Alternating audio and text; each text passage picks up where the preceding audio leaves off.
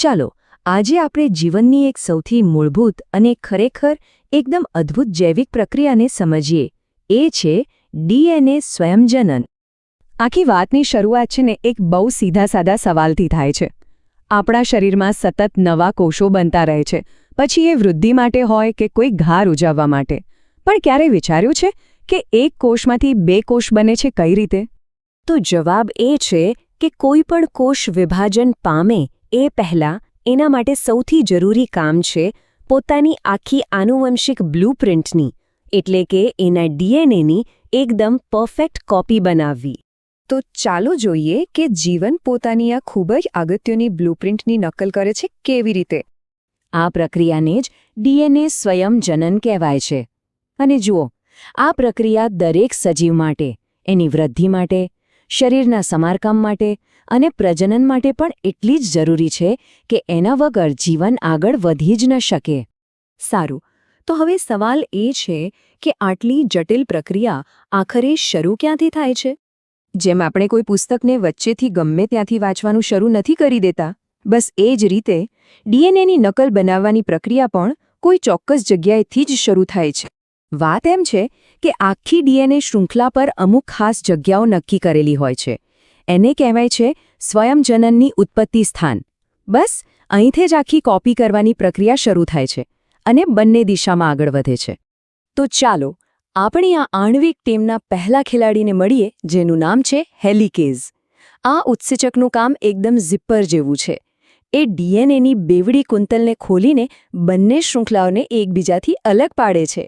જુઓ, જેવું હેલિકેઝ ડીએનએને ખોલે છે એટલે તરત જ એક વાય આકારની રચના બને છે, જેને સ્વયંજનન ચીપિયું કહેવાય છે.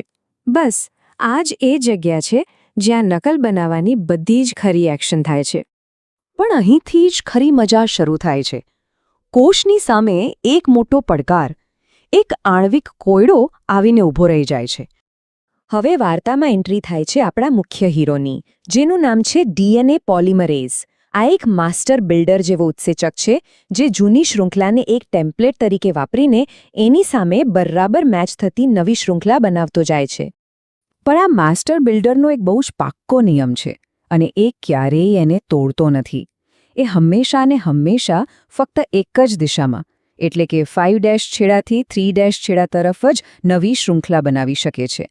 અને બધી સમસ્યાનું મૂળ ખરેખર આ જ નિયમ છે. હવે જુઓ, સમસ્યા શું છે? ડીએનએની જે બે શૃંખલાઓ છે ને, એ એકબીજાથી ઊંધી દિશામાં, એટલે કે એન્ટી પેરેલલ ગોઠવાયેલી હોય છે. એક શૃંખલા 3' થી 5' દિશામાં જાય તો બીજી 5' થી 3' દિશામાં. પણ આપણો બિલ્ડર ડીએનએ પોલિમરેઝ એ તો ખાલી એક જ દિશામાં કામ કરી શકે છે. તો સવાલ એ છે કે બીજી શૃંખલાની નકલ થશે કઈ રીતે? પણ કુદરત પાસે દરેક સમસ્યાનો ઉકેલ હોય છે. કોશે આ સમસ્યાનો એક એટલો અદ્ભુત અને હોશિયારીભર્યો રસ્તો કાઢ્યો છે કે માનવામાં ન આવે. એણે બે અલગ અલગ પદ્ધતિઓ વિકસાવી છે. જે ટેમ્પલેટ શૃંખલા 3 થી 5ની દિશામાં છે ને, ત્યાં તો કોઈ ચિંતા જ નથી. ડીએનએ પોલિમરેઝ એના પર એકદમ સરળતાથી 5 થી 3 દિશામાં સળંગ કોઈપણ જાતના બ્રેક વગર નવી શૃંખલા બનાવી લે છે. આને કહેવાય સતત સંશ્લેષણ. એકદમ સીધું અને સરળ કામ. પણ પેલી બીજી શૃંખલાનું શું, જે 5 થી 3 દિશામાં છે? અહીંયા તો પોલિમરેઝ સીધું કામ કરી જ નથી શકતું, કારણ કે એના માટે આ દિશા ખોટી છે. એટલે એની નકલ નાના ટુકડાઓમાં, જાણે કે પાછળની તરફ ટાંકા લેવાતા હોય એમ થાય છે. આને તૂટક સંશ્લેષણ કહેવાય છે. આ આખી પ્રક્રિયા કંઈક આ રીતે થાય છે. ડીએનએ પોલિમરેઝ થોડુંક પાછળ જાય છે અને એક નાનો ટુકડો બનાવે છે. પછી જેમ જેમ આગળ ડીએનએ ખુલતું જાય એમ એ ફરીથી થોડુંક પાછળ જઈને બીજો ટુકડો બનાવે છે. આ રીતે જે નાના ટુકડાઓ બને છે એને ઓકાઝાકી ટુકડાઓ એવું ખાસ નામ આપવામાં આવ્યું છે. હવે આપણી પાસે એક એવી શૃંખલા છે જે આખા ટુકડામાં છે. તો અહીં એન્ટ્રી થાય છે આપણી ટીમના ત્રીજા અને છેલ્લા ખેલાડીની, ડીએનએ લાઇગેઝ. આનું કામ આણ્વિક ગુંદર જેવું છે. એ આવે છે અને પેલા બધા ઓકાઝાકી ટુકડાઓને એકબીજા સાથે જોડીને એક સળંગ અને સંપૂર્ણ શૃંખલા બનાવી દે છે. તો ચાલો ફટાફટ આખી ટીમના કામને એકવાર રિવાઇઝ કરી લઈએ. હેલિકેઝ એટલે કે અનઝીપર, જે ડીએનએ ખોલે છે. ડીએનએ પોલિમરેઝ એટલે કે માસ્ટર બિલ્ડર જે નવી શૃંખલા બનાવે છે અને ડીએનએ લાઇગેસ એટલે કે આણ્વિક ગુંદર જે તૂટેલા ટુકડાઓને જોડે છે. આ ત્રણેયની ટીમવર્કથી જ આ અશક્ય લાગતું કામ શક્ય બને છે. આખી પ્રક્રિયાની હોશિયારી તો આપણે જોઈ, પણ એની સ્પીડ અને ચોકસાઈ વિશે સાંભળીને તો ખરેખર નવાઈ લાગશે. જરા આ આંકડા પર ધ્યાન આપો. 2000. આનો મતલબ શું થયો?